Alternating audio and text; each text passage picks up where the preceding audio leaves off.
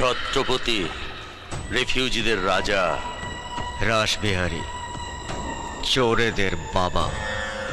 আমার নামটা যখন জেনে গেছিস, বায়োডাটাটাও নিশ্চয়ই জানা আছে। জানা আছে।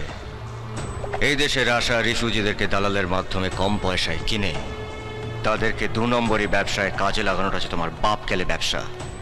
আর কোন পোর্টে কে কত টেন্ডার পাবে সেটা ঠিক করবে রাসবিহারী।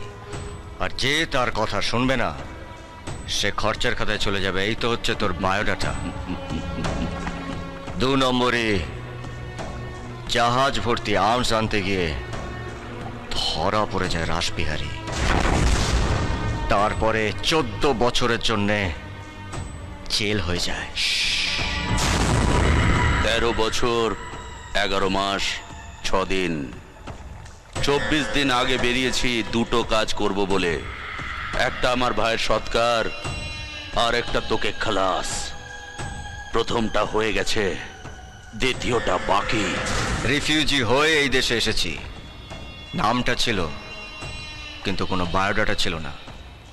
তোর ভাইকে খালাস করে বায়োডাটার প্রথম লাইনটা লিখেছি, এবার দ্বিতীয় লাইনটা লেখা বাকি।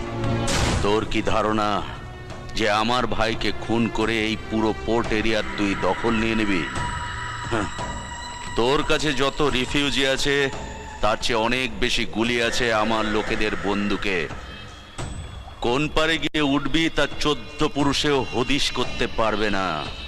খালি দেখবি বডিতে একটাই কথা স্ট্যাম্প করা আছে, মার্ডার্ড বাই রাসবিহারী। এখানে কাউকে মারার টেন্ডার নিয়ে রেখেছে একমাত্র ছত্রপতি।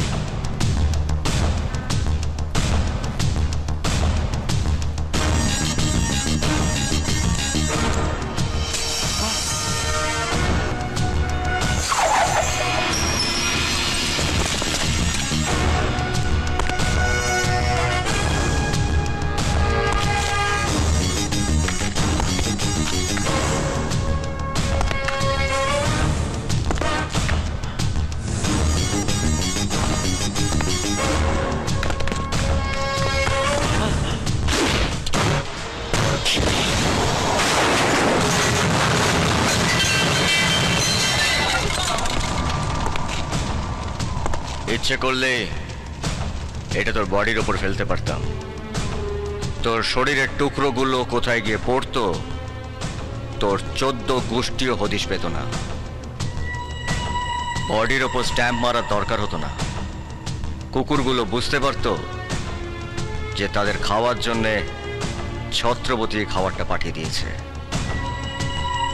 এই এলাকায় যেন আমি তোর ছায়াও না দেখি। তোর কাছে যত লোক আছে তার চেয়ে অনেক বেশি জুতো আছে আমার এই শ্রমিক বন্ধুদের পায়ে। টেন্ডার খুলবো আর পেঁদাতে পেঁদাতে 35 মিনিটের রাস্তা 5 মিনিটে পার করে দেবো।